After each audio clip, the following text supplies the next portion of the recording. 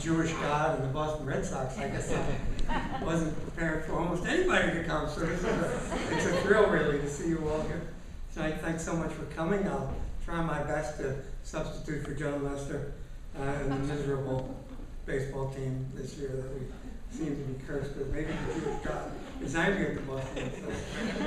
And if he has every right to be so. So I will talk a little bit about political evil, but think of it more as a compromise. I mean, I was so impressed when Barry Bluestone told me about the series of speakers you've had, and also about the theme, what is the proper role of government? And so I do want to talk about the proper role of government, and in doing so bring in some of the reflections that I've recently put into this book. I think the two work very, very well together, because in looking at a group of people, and I'm just so honored to be in their company, one thing I did notice was that there was a very strong emphasis in the speakers you've had on domestic policy and very, very little on foreign policy. And of course, government plays an enormous role in domestic policy, but it certainly plays an enormous role in foreign policy as well. So in order to have these remarks be relevant to your series, I want to talk a little bit about the question of what role government does play in the making of foreign policy and what role it should play. Because these are burning questions of our time, and I think they fit very, very well some of the themes of my recent book. When you look at our domestic politics these days, I mean, I kind of try not to. I have two rules these days. I will never let the television continue on when a picture of Michael Jackson comes on the screen. I really thought after he died that was kind of going to be it. But this week, nope, it's on every night. So I won't. And every time either the majority, either the Speaker of the House or the current majority leader of the House get up to speak, I also have a tendency to want to turn the television off as well. Our domestic politics these days are characterized by two overwhelming phenomena. One is the desire to cut government down to size, to reduce the level of government. At one point in time, maybe this is something we would have associated with only one of our political parties, but these days both political parties seem to be committed to reducing the size of government.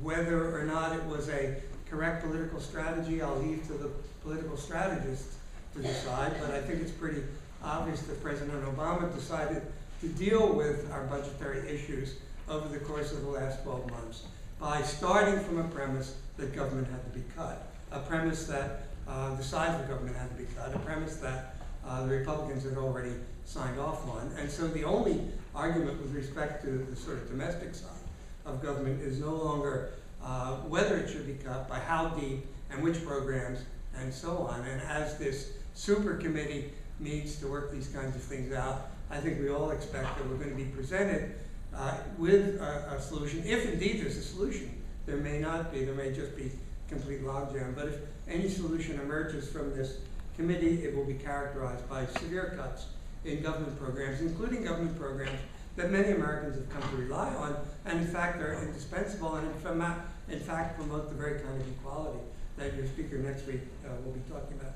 So cuts in government is one aspect of our domestic politics, and the other is the depolarization between the parties, because in spite of this agreement to cut, our parties, political scientists who measure these things have been very, very clear about this, are more polarized than they've really been at any time in our history since the years preceding the Civil War.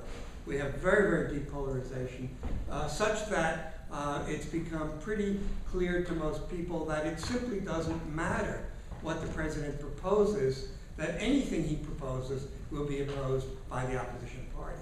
And the idea of an opposition party is central to democracy, often called a loyal opposition, but I don't think anyone ever really predicted that our democracy would have such a level of opposition that simply to be in favor of something, even when the president is in favor of programs that the Republican Party supports and are in fact Republican programs. For example, the so-called socialistic Health Care Act that Congress passed, originally inspired by our former Republican governor, Mitt Romney, to his eternal regret. Even when Democrats adopt Republican programs, Republicans oppose them. So cuts in the budget and polarization, those are the two main features of our domestic politics. Well, one way to talk about foreign policy is to recognize that for a long period now, neither of those things has been true in foreign policy. In foreign policy, it's almost exactly the reverse. With respect to cuts in government, for example, generally speaking, the main recipient of funds for the carrying out of America's foreign and national security policy is the Department of Defense. And the Department of Defense does not get its budget cut. No matter how severe cuts in other programs may be, this one is generally exempt from all of the anti-government rhetoric. Maybe the super committee will, if it reaches some kind of agreement, will produce cuts in the Department of Defense. In fact, cuts in the Department of Defense are part of what the policy wonks call a trigger mechanism, that if this super committee does not come to an agreement, automatic cuts in the defense budget will result. And I will predict as absolutely certain tonight as I am that the Red Sox will not win the World Series, that if no agreement is reached, and if the trigger goes into effect, and if the law demands that the Defense Department budget be cut, not one single cent of the Defense Department will wind up being cut. The Defense Department is simply immune from being cut. In fact, we have a series of policy arguments over the last few years where the Defense Department wants to be cut. There are some programs that demand weapons that are absolutely useless, weapons that the Department of Defense would love to get rid of. And Secretary Gates has come to Congress and said, please cut these programs. And Congress will not cut them, but constantly restores programs back in, even when the military doesn't want them. So that's sort of one difference between domestic policy and foreign policy. And it's really quite remarkable because the fact that the Defense Department never gets cut has a huge impact upon the maneuverability that both political parties in the United States would like to have. In other words, the fact of a constant or even growing defense budget hinders the maneuverability room of both the Republicans and the Democrats.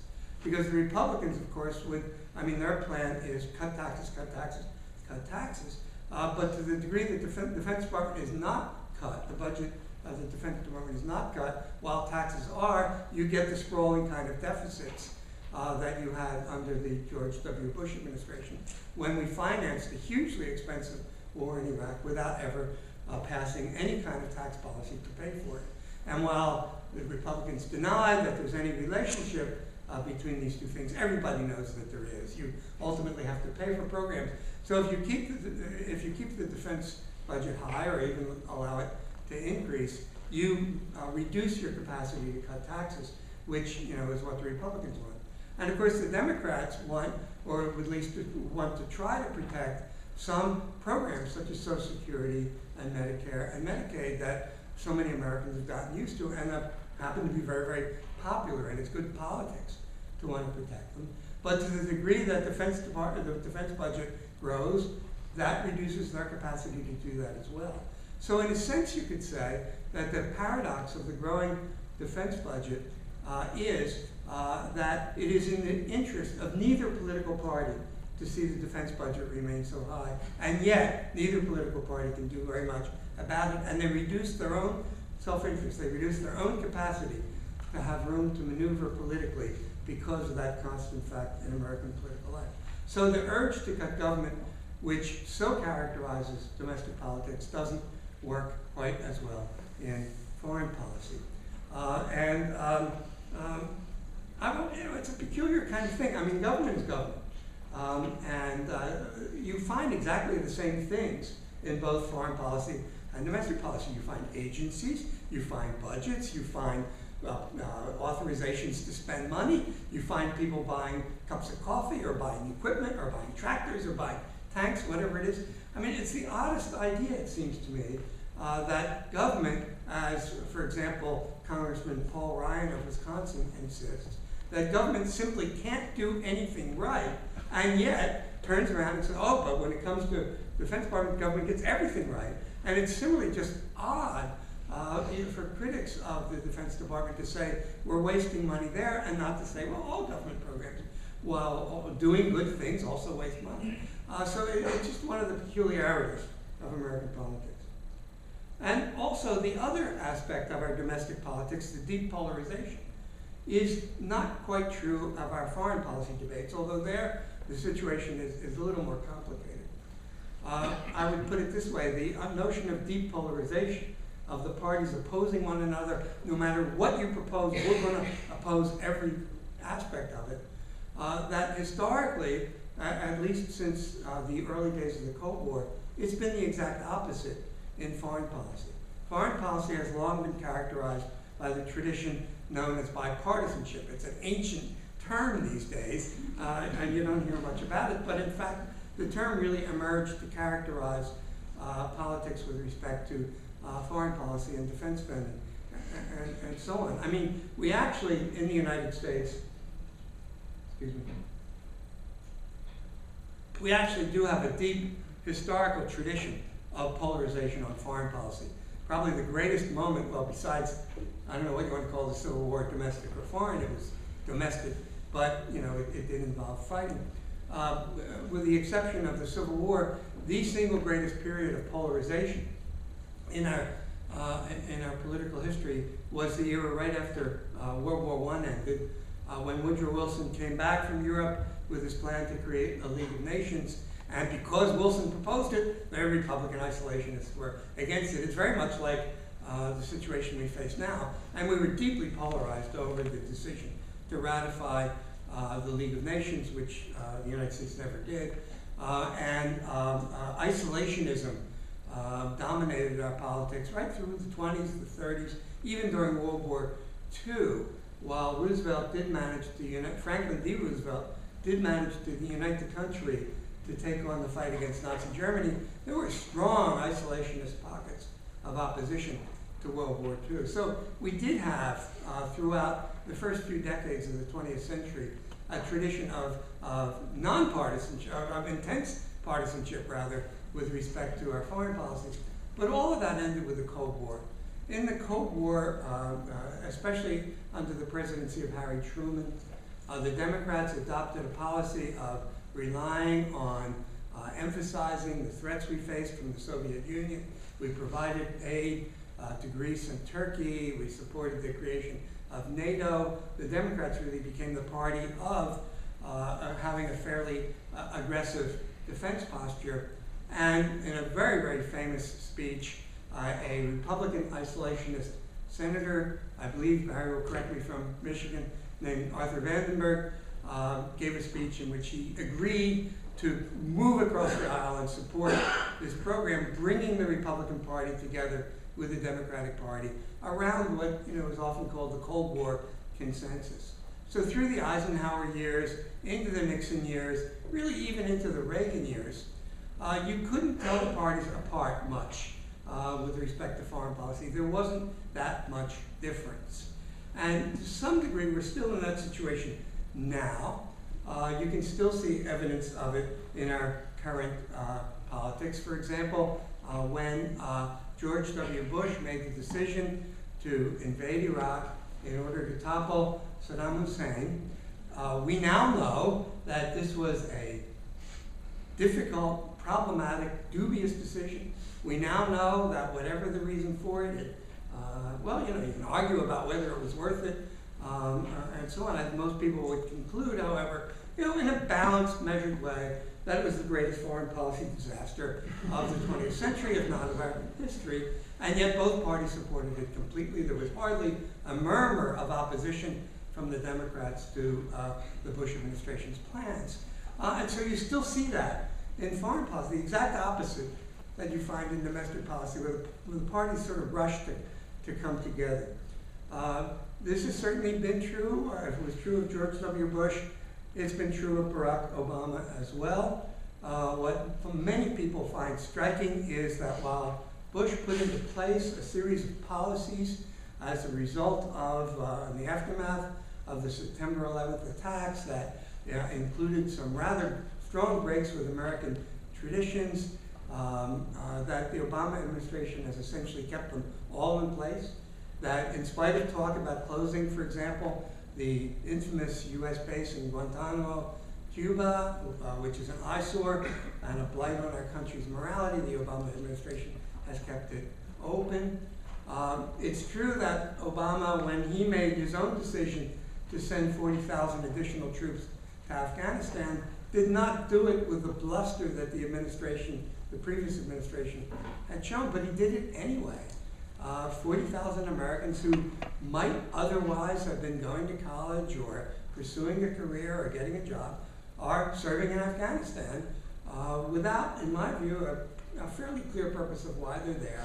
Again, because both parties agreed that we needed to continue our presence in Afghanistan, even though the record of foreign powers occupying Afghanistan has been proven so disastrous, and even though, at least in my view, no clear rationale was ever provided for why we had to send those troops. It more seemed like Obama was kind of splitting the difference between one side and another. So here we are. We have this very strange bifurcation in our public life.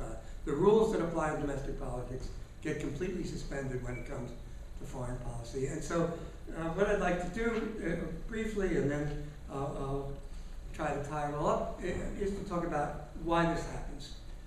What are the reasons for it, and so on. And that's where hopefully some of the ideas in my new book, which looks beautiful, it's got burning evil on the cover, and it's available at Amazon.com, and golly, I've been signed copies for people if they want. This book is in some sense an effort to explain why, when we talk about foreign policy and when we talk about the purpose of government with respect to this area, I believe we so often tend to get things wrong. Let's go back then to September 11th, since we're so close to the 10th anniversary, and remind ourselves of those events.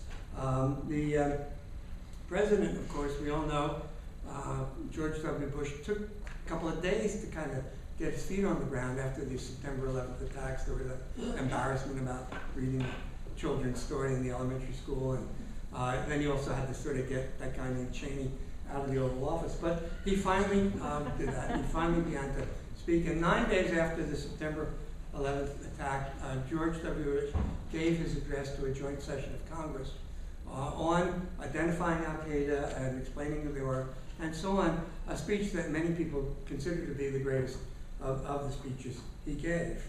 And here's some of the things he said on that speech. Again, 10 years ago, almost to the day, tonight. He said of Al-Qaeda, he said, "We have seen their kind before. They are the heirs of all the murderous ideologies of the 20th century. By sacrificing human life to serve their radical visions, by abandoning every value except the will to power." That's a quote from a philosopher named Nietzsche, that somebody told the president about, I'm sure. "They follow in the path of fascism, Nazism, and totalitarianism. And they will follow that path all the way to where it ends in history's unmarked grave of discarded lies. Americans are asking, how will we fight and win this war?" Soaring rhetoric, identifying Al-Qaeda as the heir to Nazism and totalitarianism. That question, how will we fight this war, Mr. Bush also provided an answer. He went on to outline the kind of war that the United States would have to fight if it was going to defeat Al-Qaeda. "This conflict," he said in his speech, "will not resemble the one his father had led against the government of Saddam Hussein, nor would it be a limited campaign with minimal loss of life, such as the one that Bill Clinton had pursued in Bosnia. The stakes," the president suggested, "were now much higher than those posed by one nation's invasion of another." This is a quote from his speech, "This is not just America's fight," the president said. "And what is at stake is not just America's freedom. This is the world's fight. This is civilization's fight. With the stakes that high, indeed with the stakes as high as they could possibly be, the president went on to argue that we should use every resource at our command. He said, we will direct every resource, every means of diplomacy, every tool of intelligence, every instrument of law enforcement, every financial influence, and every necessary weapon of war to the destruction and the defeat of the global terror network. Our war on terror, the speech concluded, begins with Al-Qaeda, but it does not end with Al-Qaeda. It will not end until every terrorist group of global reach has been found, stopped, and defeated. So this was the speech that gave birth to the phrase, the global war against terror, in which we were told that the September 11th attack, which was indeed a heinous and horrific, horrifying event that we all remember, that will be burned into our consciousness as long as we ever live, that this was a civilizational war, equivalent to the Nazi threat, equivalent to the communist threat, and so on. That kind of rhetoric is America's rhetoric when it comes to foreign policy. We're used to this kind of rhetoric. We hear it a lot.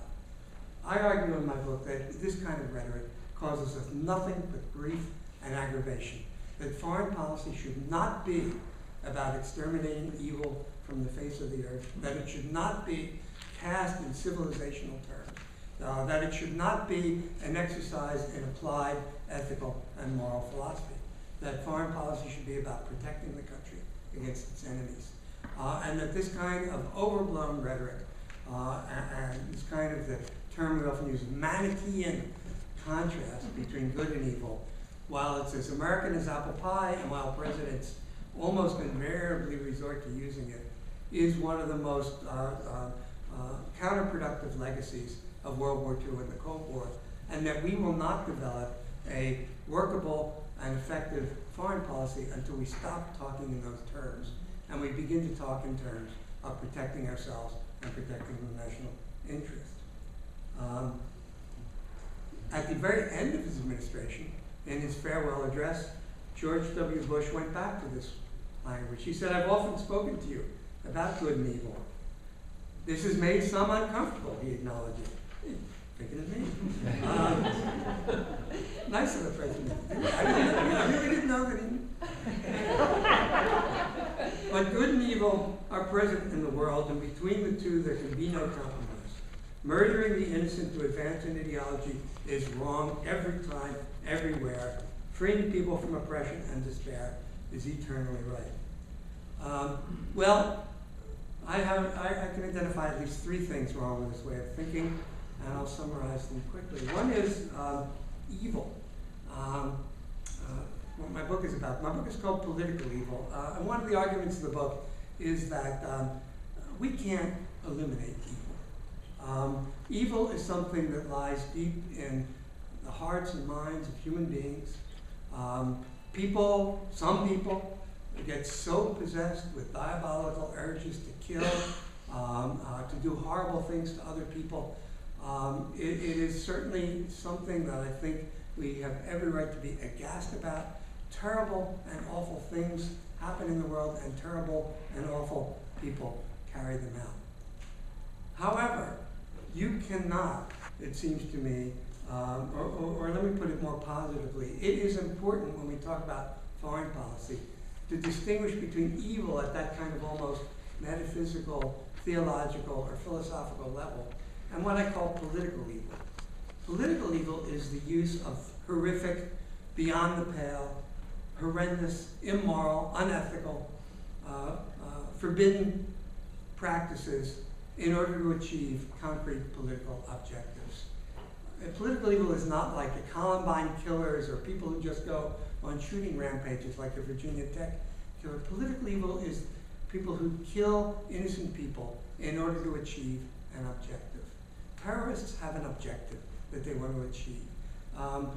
Sometimes that objective is a very radical objective, like it is often with Al-Qaeda. Sometimes it's a very local and specific objective, like it is in Sri Lanka or in a number of countries that have experienced terrorism. But whatever it is, it does us very, very little good, it seems to me, to denounce evil in general without talking about the political causes that those who engage in political evil aspire to. They are trying to achieve an objective. We can denounce as much as we want the means they choose to do so. But I think we only tie our own hands if we don't take seriously the objectives they pursue. One of the sentences in my book is that acts are easier to change than people. I don't know that we can ever reform human nature, but I do think that if we approach political evil with political means, we can at least moderate and temper the conditions that lead people to engage in evil political acts. It's possible. I'm struck by the fact that other countries beside ours experienced terrorism. There was a very, very severe terrorist attack in Madrid. There was a very severe terrorist attack in Mumbai. You did not find the leaders of Spain and India going out and declaring wars on terror. They toned down the rhetoric. They had their people try to find out what it was. I mean, some people believe that the terrorist attack in Mumbai was launched by dissident elements within Pakistan who wanted to draw India into a war against Pakistan that Pakistan could then win. And the leader of India, Mr. Singh, refused to do that. He refused to accept the debate. That is such a contrast to what happened in the United States, where some people believe, and they're more experts on the subject than I, that one of the things that Al-Qaeda really wanted to do was to drag the United States into a hopeless war in Afghanistan, because Al-Qaeda had dragged the Soviet Union into a hopeless war in Afghanistan, and it worked beautifully from their point of view, and yet we seem to fall for the debate, fall for the trap that was set for us. You cannot eliminate terror from the world, but you can certainly do a great deal to eliminate the conditions that fuel terrorism. And the primary condition that fuels terrorism is the desires of people to have a state of their own. You may not believe they should. You may believe the means that they're using are anathema, but it seems to me that ultimately it's only through politics that a solution to the problem of terrorism can be found. Similarly, the president's rhetoric not only divided the world into good and evil, it inevitably relied upon comparisons to the totalitarian era of Nazi Germany and Stalinist Russia. Everything finally gets compared to the era of Nazi Germany and Stalinist Russia. There isn't a threat that takes place in the world where someone doesn't say, oh, appeasement. If we don't react strongly, we're appeasing somebody, or make some analogy to the new Hitler that's coming along. Certainly Saddam Hussein was compared to Hitler, and Saddam Hussein was as cruel and evil a tyrant as one can imagine. Was he a Hitler? Was he trying to take over every country and build his state into a world power? I doubt it very, very seriously. In former Yugoslavia, Slobodan Milosevic was constantly compared to Hitler. Milosevic, a former communist who had turned Serbian nationalist, was an ugly man who did horribly ugly things. He wanted all Serbs living in former Yugoslavia to have their own Serbia. He had no designs on Czechoslovakia. He had no designs on Hungary. A totally different kind of situation than we had during World War II. I have a chapter in my book where I argue, and one is sometimes reluctant to make predictions because they can always be proved wrong, but I argue that the conditions that produce totalitarianism can never happen again.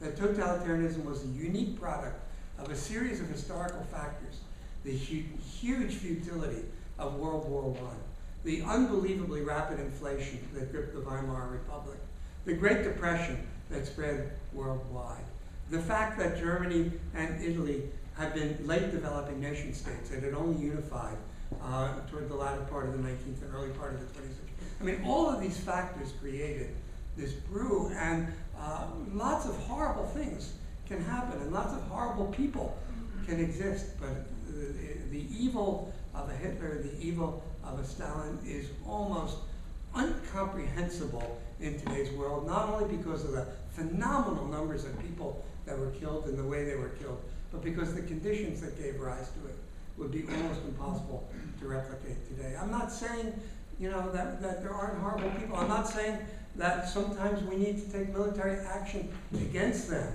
Although it's a complicated question, I wound up thinking that NATO should take military action against Muammar Gaddafi, in part because I had a personal interest. My first cousin Marty was on Pan Am 103, the flight that was shot down by Gaddafi, and he lost his life over Lockerbie, Scotland. But I think I can put that aside and just say that Gaddafi was a horrific, horrible man, an obstacle to any kind of progress in his region of the world. And yes, the Western countries, if they did it right, and if they did it multilaterally rather than unilaterally, and if they were careful about the tactics they used, should indeed, I'm not an isolationist and I'm not a pacifist, but I'm saying that however horrible Muammar Gaddafi was, to compare him to Hitler does Hitler a favor, to compare him to Stalin. Why are we constantly trying to elevate Hitler's stature in the world by finding so many clones? It's something I've never been able to understand. And then this Munich analogy, oh my God. I mean, I have a whole list in the book of false Munich analogies that range from one of the people on the left, Senator Bernie Sanders, saying that climate change deniers are appeasing. I mean, it's everywhere. It's on the left end of the political. It's on the right. Everyone's always appeasing somebody. The word appeasement should be banished from the English language. And I'm serious. I can't think of a single bigger step I could advocate to get our foreign policy oriented in a more positive direction than to never allow the word appeasement ever to be used again. But unfortunately, I don't have the power to ban words.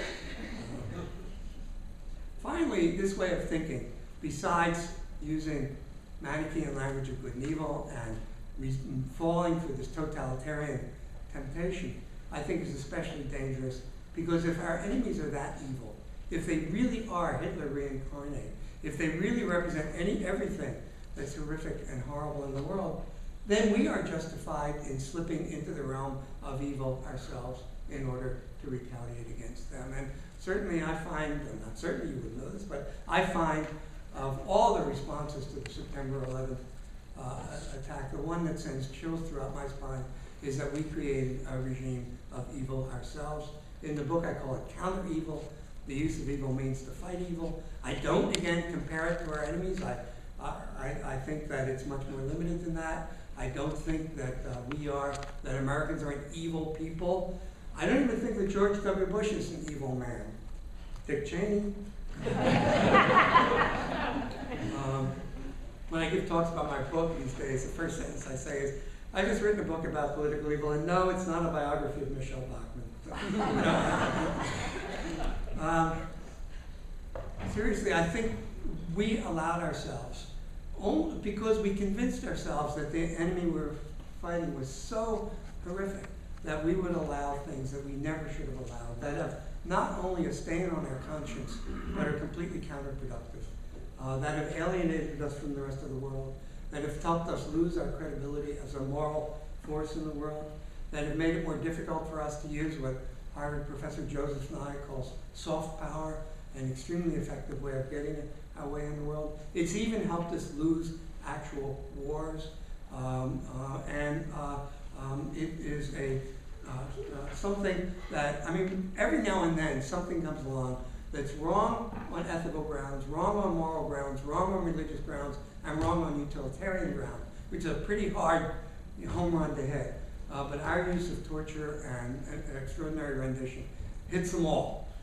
It's wrong at every conceivable level, but that's what happens when you allow yourself to be seduced by this language of good and evil. So, we're here tonight to talk about the proper role of government. What do we need to do to restore a better and a more proper role for government in the making of our foreign policy than the one I've outlined? It's an enormously difficult question to answer. I do think we are entrapped by our own rhetoric. For all of his adoption of some of the Bush administration policies that I think has led me to be so disappointed in President Obama, he has not adopted the over-the-top rhetoric of the Bush and Cheney administration, and I think that's a sign of hope and progress. As I said, I think his methods, do I defend essentially what you could call the assassination of Osama bin Laden? Absolutely. Do I defend the invasion of Libya, absolutely. There are times when we need to be tough. There are times when we have to use our intelligence. There are times when the military is something we want to rely on. But they have to be done right. And in these instances, I think Obama's actually had a very, very, very successful foreign policy for all the disappointment with some of the instruments of anti-terror policies that he's left in place.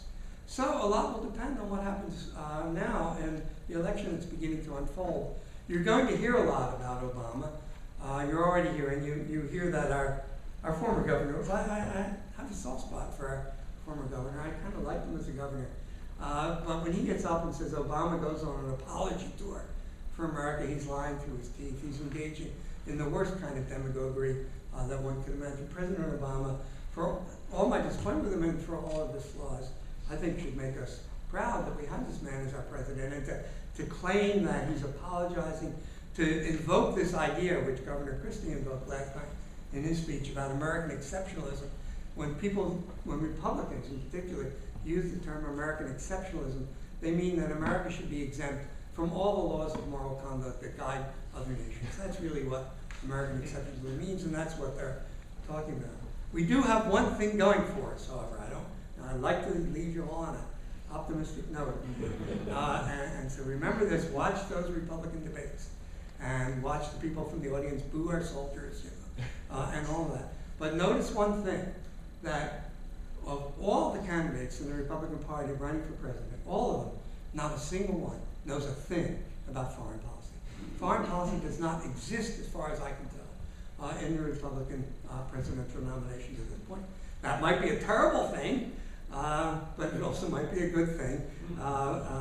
We'll see how this one's going to play out. But to the degree that foreign policy is any kind of issue in the 2012 election, I think Obama's going to wipe the floor with his opponent on that issue. And I guess I told you who I'm all in favor of, but I'm here at Northeastern and it's Boston. That's what you expect. Thank you all so much for your attention, and we have time for questions. Well, what we're going to do now is just take a brief break.